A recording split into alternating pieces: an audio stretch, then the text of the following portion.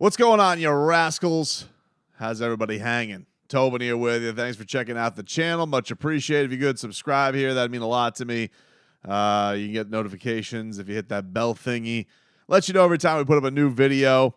Very exciting times right now. It's been super heat heavy on this channel, I will admit. But Dolphin season is coming down the pipe, which I am very, very excited about. You know who makes me excited about it, honestly? Tyreek Hill. Tyreek Hill can easily make me excited about everything. The dude is like a boxing promoter on your football team. And, you know, hearing him, a clip from his podcast today where he was like guaranteeing that he's going for 2,000 yards. And that's ghosties galore, dude. I don't really know what else needs to be said from his standpoint. You know, hopefully, you know, none of this is affected by that incident at the fishing marina. Because I would really hate for the Dolphins season to be deterred at all by Tarpon. That'd be really annoying. I don't even think you're supposed to fish for Tarpon. Aren't you just supposed to kind of throw them snacks? I've only seen, you know, you see Tarpon like off the, you know, when I'm going to Peanut Island, you see some Tarpon off the dock there. And then there's this place I think a lot of people probably know about down here in the Keys, Robbie's.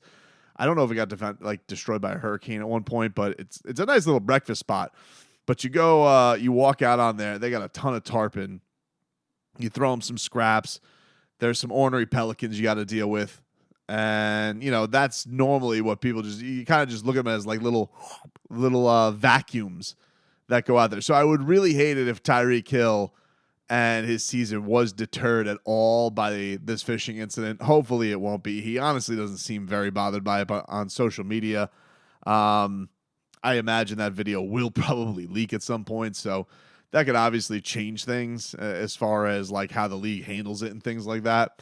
But look, man, that guy was in every single way last year the game changer in every single way for the Dolphins. Not just the fact that he was a game breaker for the Dolphins and the most exciting offensive player the Dolphins have had this side of Ricky Williams, but the confidence, the swagger, the bravado that he brought to this Dolphins team, the confidence that he breathed publicly into Tua Tagovailoa. Like, you know, it's one thing for Mike McDaniel to have Tua's back, and that's a cool thing, right?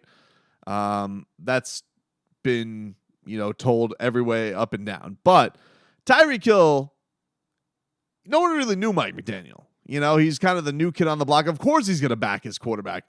Tyreek Hill got his money, but he has just come from, you know, a quarterback paradise, essentially, in Patrick Mahomes. And it would have been very easy to just kind of like, you know, sweep it under the rug, be like, oh, I can't wait to work with Tua. No, he went to work right away, backing his guy. And, you know, I think the results bear fruit for him. I mean, you know, a Dolphins receiving record, him and Jalen Waddle, who I'm super excited about. I mean, seeing these workout videos in the offseason of what Jalen Waddle is doing to get ready for the season. It's crazy that this is his third year. You're just scratching the surface with him. And the fact that he was as productive as he was last year with bringing in Tyreek Hill, how good those two were together was insane. And Tyreek Hill getting to 2,000 yards is really, really crazy. But you think about it, like, if Tua is able to get through this season healthy, and that is of course, a huge goal and would be a huge benefit. If he is able to do it, listen, he's got the receiving partner where people can't double him. And even if you do, he's going to probably run past you. You got them knowing this offense a little bit more. You have him and Tua working in the offseason, another offseason together. The chemistry you could only assume is going to get better. A more mature quarterback, a more mature number two in Jalen Waddle, a more mature head coach. So all of the things should be set up for Tyreek Hill. And I do like the fact that he's coming right out here and he's saying that and he wants to win the Super Bowl. You heard a little bit about this last year. You know, Tua had the quote, you know, we're not afraid to talk Super Bowl. And you know Tyreek Hill's not afraid to talk about anything when it comes to goals or achievements or where they should be. And that's kind of the brilliance of having him here. But, you know, I do think that this year comes with genuine expectations. And while I think still the national narrative is probably the Bills are, you know, the Bills are the favorite, the Dolphins have been getting a lot of off-season love. You know, this has not been one of those things where I feel like the Dolphins have been ignored. I think that you see these positional ranks that have come out. They've been getting a lot of high praise. I think even, a lot more pundits are coming around on how good Tua could be, seeing the metrics, seeing what he was able to do last season. I mean, we all know what the great caveat of the season is. It seems almost silly to keep bringing it up because we know what it is. We know it's Tua's head health. We know that he's been doing the jiu-jitsu. We know that he has been putting all that work in. Dude looks swole as hell. He may or may not have gotten an arm sleeve. And, it's for this team to add what they added in Jalen Ramsey, to invest heavily into the coaching staff, and not have too many controversies going into this year. I mean, really, what are the things we're going into training camp? It's been such a, since getting Jalen Ramsey and Mike Gesicki leaving, what really have been the big things that you've had to worry about? Is Dalvin Cook going to join? Because they kept their backfield from last year. I think everybody's super excited about what A-Chain can bring to the table. So you don't have tight end really answered, although it wasn't really a weapon for you last year anyway. And yeah, of course, the offensive line, we're still concerned with a couple of those spots there. That's not going, I don't think that's going to go anywhere anytime soon.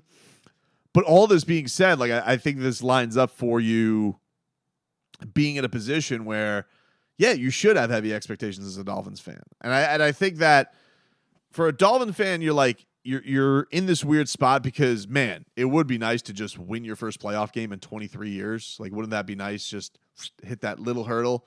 And it feels like, with this is really just year 2 of Mike McDaniel and this kind of his Dolphins core being together. But a lot of these guys have been here since earlier than Mike McDaniel. And to think that this team can at least get to the conference championship, I don't think is a crazy thing to say. I don't think it's a bad thing to say. I think that we've been very, very spoiled down here in South Florida, seeing what everybody's been able to do. Basically, everybody has gone to the semifinals now. You've, Canes, Hoops, Heat, Panthers, Marlins are kicking ass right now. The Pinks got messy. So you're sitting here and you're like, all right, that's great and all. But the Miami Dolphins, everybody was so amped up from what happened last season. You want to see that next step. You want to see that leap. You want to see that turn into something going into next year. And so, it's a weird spot because you're I don't want to be greedy and think, wow, if the Dolphins, obviously playoffs is the minimum. You got to match what you did last year. But it's man, it would be awesome to just get your first playoff win. But, man, I also feel to some degree, with this talent that the Dolphins have, and if you did have a healthy Tua Tagovailoa, assuming all year, why can't you look at this and say, yeah, my expectation is to at least be playing for the opportunity to get to the Super Bowl. That's what I want. It's kind of a crazy thing to say, I'm Super Bowl or bust. I think that's a little nutty. But to get to the opportunity to play for the Super Bowl, that would be, I think, just a huge thing for this franchise, something they haven't done in so many years. And, leave it to Tyreek Hill to just kind of lay it out there when we're, 12 days or so from camp. And all the chatter does need to get started, because I think you look at this franchise and you look at this division right now with the Jets, who are about to be on Hard Knocks, which, I know a lot of people are getting ready to see the circus. I have friends who are Jets fans. They're actually kind of excited about it. I would be too. I don't understand this idea that people are crazed about being on Hard Knocks anymore. I don't think it's as big a deal as it used to be. I don't think that this idea that people are in your face with cameras all the time. These guys there's so much in-house production. There's so many things that they're doing. Guys are mic'd up anyway. And all of this stuff is under team control anyway.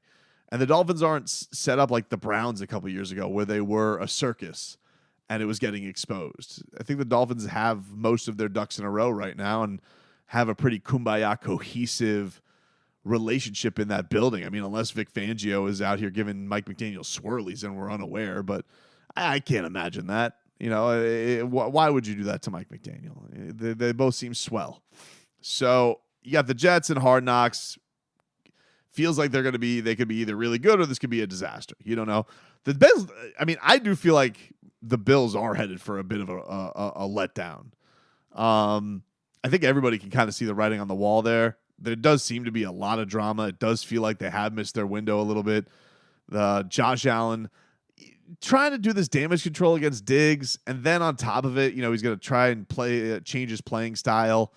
And then, there's reports out this week that Bill Belichick might be in the hot seat, for God's sake. So in a weird way, it feels like the Dolphins are the most settled team in this division, which I don't know. Yes, it is just on paper. Yes, it is just with the season yet to unfold. But that's pretty crazy that you look at this and you're like, man, the Dolphins have the most. Everything seems the most normal here than it does anywhere else. Everywhere else in the division feels like it's got a little bit of chaos and a little bit of mystery around it. So, going to be an interesting thing. And then, of course, we also are waiting for the Dalvin Cook shoe to drop, whenever the hell that may be. I've kind of given up on it as far as like following it day to day. When it happens, it happens. I think that. Imagine the Dolphins are going to drop some monster bag on him or anybody else's. Seems kind of far-fetched right now. And my lean is, I don't know this for sure, but my lean would be like, all things being equal, he'd want to come play in his hometown with no state income tax. Like, that would be my lean on it. But I don't know. I don't have any intel there. I just feel like that's kind of the obvious thing. If nobody else has a huge leg up on money, then, comfort and happiness of your hometown feels like it would be the place to go. They've obviously been interested with inquiring about trades and all that type of stuff. So, I do think it's going to end up happening. I just, I do think that maybe in a way he's looking for that, like, maybe somebody gets really desperate. Maybe something happens injury-wise, and then somebody does have to back up the truck a little bit more with some more dough. But if that doesn't happen, I would expect him to be a Dolphin. So I can't wait though, man. We're on a Goosey's countdown for camp. It's here soon.